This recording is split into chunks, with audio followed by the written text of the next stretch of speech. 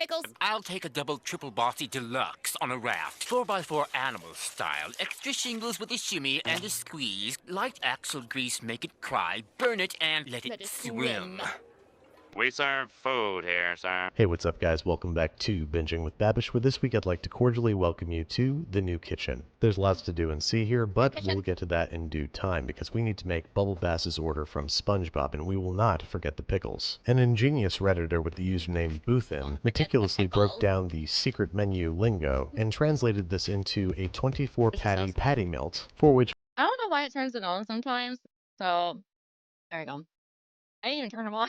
we are going to prepare our mise en place. We're going to start by slicing a whole bunch of tomatoes and shredding a whole bunch of iceberg lettuce. We're going to remove the core from the bottom center of each half of our head of iceberg lettuce, and then we're going to cut it into thin shreds and then cut it across the shreds to make smaller burger-appropriate pieces of iceberg lettuce. And we're also going to finely chop a few white onions for the make it cry part of the order, which refers to extra onions. Now onto the subject of bread. He orders it on a raft, which means Texas toast. So we're going to cut thick slices of plain white sandwich bread, and we're going to toast them up on the all-new Binging with Babish 6-burner kitchen station. But we need a griddle, so hang on a second. I just happen to have a 38-inch griddle right here, and this is going to come in handy because we have a lot of things to fry up, and this makes me feel like a real fry cook. So I'm going to melt some butter and place our slices of Texas toast into the butter and fry until golden brown. We're not going to reapply butter because he orders it specifically with light axle grease, referring to not too much butter. We're going to set those aside because now it's time to deal with one of the most important parts of an animal-style burger, and that is caramelized onions. We need a whole lot of onions, 8 in total, sliced thinly and placed on our gigantic griddle, or if you don't have one of these, a large fry pan with a little bit of oil over medium-low heat. And we're going to cook these for a solid hour. I know that seems like a long time, but that's the amount of time that you need to truly break down the sugars and create a soft, jammy mixture of onions. Add a little spritz of water if they start to dry out too much, and just be patient, please. Your patience will be rewarded with the jammiest of jammy onions. Deep and rich in both color and complexity of flavor. Give them a little shot before you take them off the griddle and set them aside, because we need to make In-N-Out style spread, which is an equal mixture of ketchup and mayo with a sprinkle of garlic powder, onion powder, a conservative pinch of kosher salt, and an even more conservative sprinkle of paprika, along with a few tablespoons of pickle juice. Once that's all nice and homogeneous, it's time to start preparing to make smash burgers. I'm going to measure out a 2-ounce ball of meat. Nailed it first try because I'm a pro like that. And then we're just going to sort of imitate the size and shape of that initial meatball until we have 24 identical, slightly larger than golf ball size meatballs, which we are going to throw down on a super hot griddle, if you can't tell by all the smoke, and using a large flat spatula, smash them down. They're going to cook for no more than 30 to 45 seconds before developing a beautiful brown crust, which we're immediately going to hide under a layer of American pasteurized cheese product. Then as soon as that gets nice and melty, it's time to head over to Station 3, the assembly station, where into a custom-made aluminum foil trough we are going to stack high 4 patties atop 2 slices of toast, followed by tomato, onion, shredded iceberg lettuce, and then top the opposing piece of Texas toast with a healthy spread of spread and some of our delicious jammy caramelized onions. Then, according to Boothin's recipe, we stack 2 slices of Texas toast atop that mess and then start all over again, 6 times all told. So I'm doing 8 patties at a time, grilling them up and gently placing them into my giant burger trough, rinsing and repeating until I've created 6 layers of 4x4 burgers stacked on top of one another. This is very hard to keep upright. I don't know how Boothin did it, but hats off to him. Eventually I managed to get the whole thing into a sort of burger, on which I am happy to say that I did not forget to stack a healthy sprinkling of pickles upon. What? Is that a sentence? I'm not entirely sure. I'm tired because I've been making this monstrosity for the past 6 hours or so. After some fruitless attempts to try and get this thing to sort of line up a little bit better, we decided to say f it, divide it into 6 equal burgers, and dig in. Now, while this was not the most structurally sound sandwich I've ever swallowed, it was a really acceptable patty melt. But its structure leaves it inherently flawed. I think we can do better. So why don't we refer to Bubble Bass's lesser-known second order as a guideline for a much more reasonable quadruple patty melt. I will have a quad patty with a sprinkling of Himalayan salt, smoked paprika. I would like my patties with cheese, but not just any cheese will do. Have you any aged Hauda? Fussy cheese name pronunciation aside, this has the makings of possibly a very good patty melt. So let's fry them up, stack them high, top it with the requisite thinly sliced tomato, shredded iceberg lettuce, thinly sliced onions, and of course, do not forget the pickles this time. Even though he didn't specify them, I'm going to keep the spread and caramelized onions because I think they're going to be really, really good, and why not? And mercifully, this results in a sandwich that can christen in the new kitchen with its first cross-section. Not half bad. A whole bunch of melty cheese and crispy, juicy beef, some flavorful toppings, and some unorthodox, but I would say on-point cheese and spice choices on the part of Bubble Bass. As you can see, the sandwich is not structurally sound, but it is tasty. All in all, this patty melt was a great way to ring in the new kitchen, with or without pickles.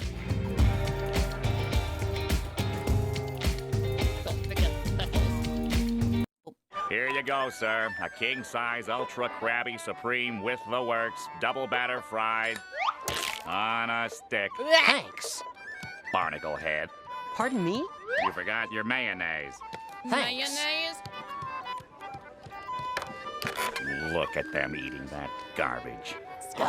It's disgusting. Hey, what's up, guys? Welcome back to Binging with Babish, where this week, at your behest, we're making a quadruple deluxe burger, double batter fried, with extra mayo and served on a stick. So first things first, we gotta make some special sauce. We're starting with equal parts mayo and ketchup, maybe like a third of a cup of each, and then ideally we want to add relish, but I don't have any, so I'm gonna chop up a pickle very finely, a nice shake of paprika, a little shake of garlic powder, a quarter of a small onion minced finely, and 1 to 2 tablespoons of yellow mustard. Give it a mix with a spoon if you don't want to get your tiny whisk all clogged up. Taste for seasoning with a single fingertip, cover and refrigerate until ready to use. Now we're onto the burger patties themselves, and whenever we're talking about fast food, to me that means smash burgers. So we're rolling all of our ground beef into 2-ounce little meatballs, seasoning with kosher salt and freshly ground pepper, and introducing them to a wicked hot cast iron skillet. Lube with vegetable oil and heat over medium-high until wisps of smoke arise off the surface of the cooktop. Insert meatballs into the situation and squash flat with a stiff cold metal spatula with leverage assistance from a rolling pin. Squash them flat, wait till they are deeply brown on one side, flip and cook for like 30 more seconds tops before topping with cheese, stacking high and removing from the heat. I know these burgers are... I'm traumatized because every time I hear smash burgers, it just brings me back. I ordered a smash burger from Sonic, and I went home, and it was not a smash burger. It was very thick, gray old patties, and they were disgusting. I think they actually made me sick, too, because I took a couple of bites. And I'm like, man, I don't trust smash burgers ever again. A little small. I meant for this to be a practice round, but it came out so good I decided to roll with it. And these are deluxe burgers, which means lettuce, tomato, pickle, onion, and of course a generous smear of our special sauce. And based off its height alone, I'm guessing that it was a quad burger, so we're stacking 2 more patties on there atop a secondary bun, loading up with all the requisite toppings, and slathering our top bun with sauce. There you have it, a serviceable fast food burger that's relatively healthy compared to the one that we're about to make. For our deep frying batter, we are combining half a cup of cornstarch, half a cup of all-purpose flour. It came back on! By itself! What are you doing? No. It's like a Big Mac is what I was going to say before the captions decided to come back on. A teaspoon of baking powder, a teaspoon of kosher salt, 3/4 of a cup of lager, and a 1/4 cup of vodka in a large bowl, whisking gently to combine so as to not build up too much gluten in the batter. And I forgot this is a Krabby Supreme, so why don't we throw some bacon on there before we skewer the whole thing through with a bunch of skewers. Snip off the long ends, and then we are heating 2 quarts of peanut oil to 375 degrees Fahrenheit. While that heats up, it's time to batter our burger. Words that I never thought that I would say. The batter should have about the consistency of paint, so feel free to add a little bit of beer if it's too thick. But that's assuming that you'd actually recreate this, which I really hope that you're not. Anyway, we're deep frying this guy for 4 to 6 minutes until it's evenly golden brown and crisp. We're moving to a wire rack set in a rimmed baking sheet and allowing to drip dry and cool off a little bit before removing the skewers painfully. And then it's time to double batter our burger, something I really never thought I'd say. Be careful, as the only thing holding this thing together is a thin layer of tempura, and then very carefully lower down into the preheated oil, frying again for 4 to 6 minutes until evenly golden brown and crisp. You know the drill. Use this time to contemplate what life decisions might have brought you to this point, and then we're taking it out and placing it once again on a wire rack set in a rimmed baking sheet, allowing to drip dry and cool off a bit before we prepare for consumption. This guy's normally served on a stick, and this is all I've got, so I don't know. There you go.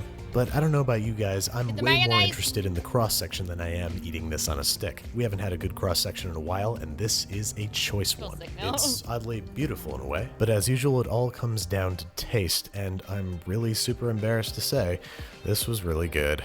I mean, it's a deep-fried, double-battered quadruple cheeseburger. How bad could it be? But oh my god, I almost forgot the name. This is what makes the dish. Yeah, I sorry, you had to see that. Nobody's allowed to make a meme of that. That's illegal.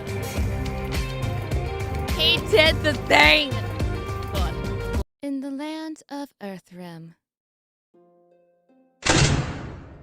Hello, potion seller. I am going into battle, and I want your strongest potions. My potions are too strong for you, traveler. Potion seller, I am telling you, I need your strongest potions. I'm going into battle. I'm going into battle, and I need your strongest potions. My strongest potions would kill you, traveler. You can't handle my strongest potions. You better go to a seller that sells weaker potions. Potion seller, what do I have to tell you to get your potions? Why won't you trust me with your strongest potions? Potion seller, I need them if I'm going to be successful in battle.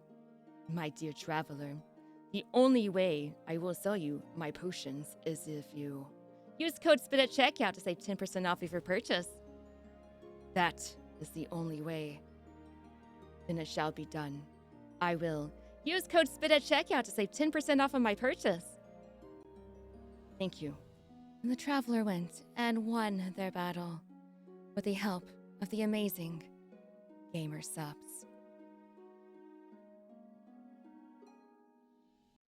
Deep fried hamburger sounds like something you get at the Texas Fair.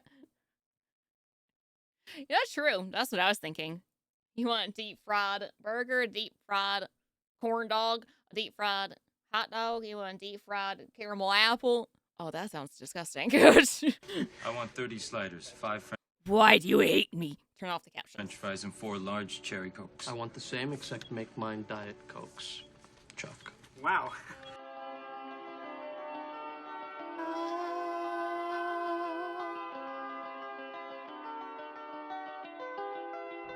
Damn.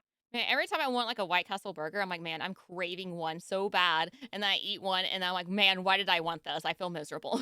And that hit the spot. Hey, what's up, guys? Welcome back At to the moment. Binging with Babish, where this week we're taking a look at one of the most culinarily cathartic scenes in all of cinema. I'm speaking, of course, about the stony climax at the end of Harold and fried Kumar butter. Go to White Castle. I have here a frozen White Castle burger as a control group. It is mysteriously missing its signature single pickle chip, but it does have the characteristic 5 holes punched in the patty. The Legend frozen says one? that this is to save beef and money. White Castle says it's so the patties cook quicker and absorb more onion vapors. We shall see. First things first, we gotta make ourselves some patties. I've got a bunch of ground beef here that I'm going to beat to a more paste-like consistency, so the burgers end up having a very tight texture. The patties I pulled off the frozen burgers weighed about 0.7 ounces, and since burgers typically lose about 25% of their weight during cooking, I'm going for 1-ounce burgers. To form them, I'm going to coax about 8 ounces of ground beef into a rough rectangle betwixt 2 sheets of parchment paper. Then I'm going to attach 4mm guides to a dowel rolling pin and roll out the beef into a relatively roll that even beef. rectangle. Then it's time to score it into individual patties. Using the bottom half of one of my slider buns as a sort of template, I'm going to cut 6 evenly sized square patties just slightly larger than the bun itself to account for shrinkage. Then once all 6 patties are scored, it's time to punch out the telltale 5 holes. Using a metal straw, I'm pressing holes, down too. and twisting until a little nubbin of beef comes out. There we go, Nubbin? 1 hole punched out, 149 more to go. Once all of your holes are punched, it's time to put this guy into the freezer to firm up while we continue making more patties. patties. What do you do Because with the Harold and border Kumar ha- ordered burger 30 burgers each, so to be accurate, we gotta do the same. So prepare for a whole lot of sped up shots in this episode. It's during times like these that you can reflect about how you could have bopped out to Brooklyn for a few minutes, grabbed a Crave case, and called it a day. But our dynamic duo went through a whole lot to get The their White Castle burgers, so Crystal. in that spirit, I will carry on. While we give our beef a solid couple hours to freeze solid, we need to chop up all of the onions, all of them. Just keep chopping until your largest bowl cannot support any more onions. From there, we've just got a bit more mies that we need to put on plus. I'm using Martin's dinner rolls as my buns. They are a potato-based bun, which is inaccurate, but they're the only bun that I could find. Why are potato buns good? I don't know why. I like the potato buns. It has like a yellowy color to it, and I don't know why that just makes it better. I don't know. It's just softer. Why are they called potato? I needed to know. And why are they yellow? Yellow potatoes?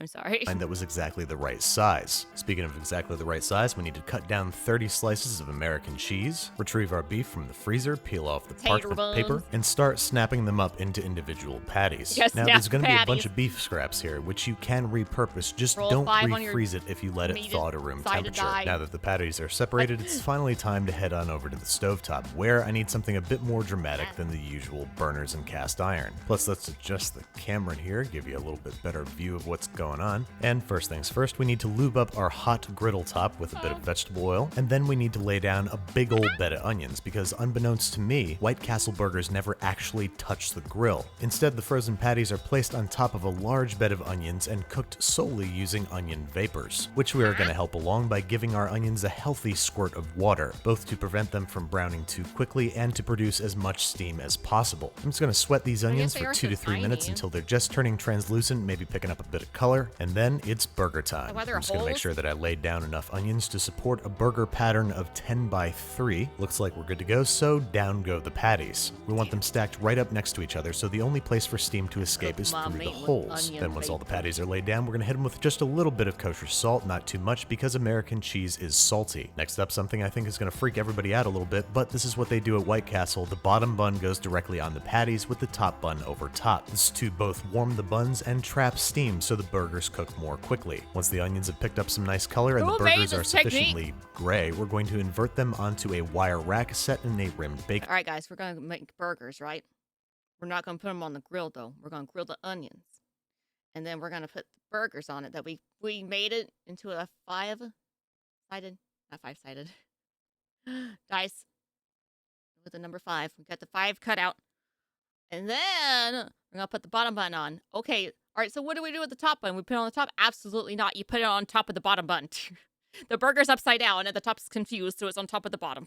Sheet. I'm going to do this in batches What? of 10 so the burgers don't cool down too quickly. I'm going to hit each burger with a slice of American cheese and a single dill pickled chip, which I'm then going to finish with the top bun, the steamy heat of which should hopefully melt the cheese all on its own. As you can see, the burgers have shrunk perfectly to fit the size of the bun. Each patty is beautifully laden with browned onions, and the buns are nice and warm and squishy. So now I'm Who's just gonna going to eat rinse all and this? repeat with the remaining 20 patties, keeping the fully constructed patties in a low oven to keep them warm. And now it's time for the money shot. A Hi, cheesy, Ari. beefy palace erected in honor of one of my favorite comedies from when I was in high school. And there you have it, folks. That's what 30 sliders looks like. I'm just I going will to take a shove few all off the those top 30 here sliders so in it's a my little mouth bit more right now. structurally sound. Introduce 2 pounds of Gonna hate crinkle cut myself. French fries into the situation. I think that's everything. Wait a minute. No, Gourmet. one more thing.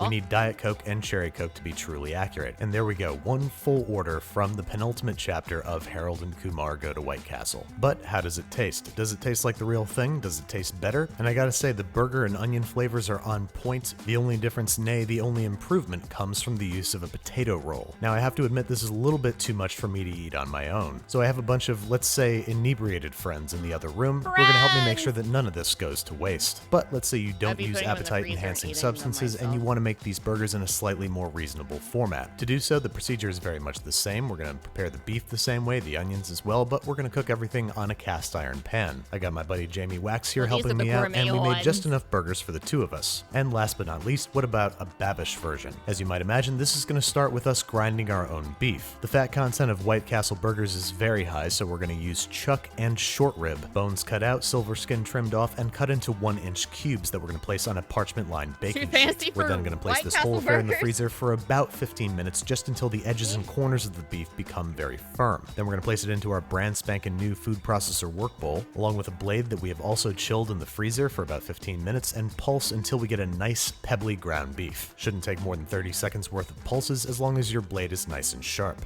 Then we're going to form the ground beef into Probably. 1-inch meatballs because I have every intention of making smash burgers. Over on the cooktop, I am sauteing the onions until they're nice and soft and they got a little bit of color, You do and then this most all importantly, I day? am toasting the buns, which is a way to instantly improve virtually any burger. Next up, I'm taking a page out of my man Alvin Kylon's book, and I'm making some cheddar cheese crisps by putting little piles of shredded cheddar Not too down on the much. cooktop next to the meat, which before smashing, I'm going to season with kosher salt and freshly ground black pepper. And then, like the Hulk says, it's smashing time.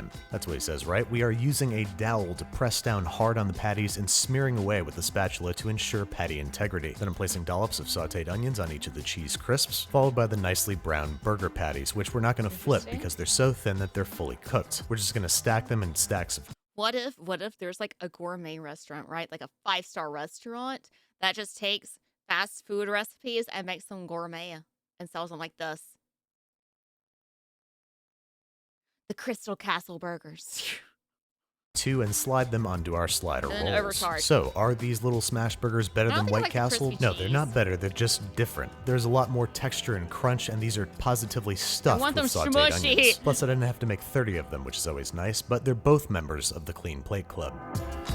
That's the whole point of White Hey Castle. folks, I'm very excited to announce that I have received my first advanced copy of my book. And Ratatouille. even more than before, I am super excited and proud to share it with you. This is the Binging with Babish companion cookbook, and it features the first 100 recipes from the show. It's got lots of fun facts, That's beautiful cool. burger models, gorgeous photography, peeks behind the scenes, and an extremely touching foreword by McRib. John Oh my gosh, Favreau. yeah. You can pre-order your copy at the link in this video's description, or go to Need someone who can cook. bingingwithbabish.com/cookbook and pre-order to get access to exclusive content before the book comes out October 22nd.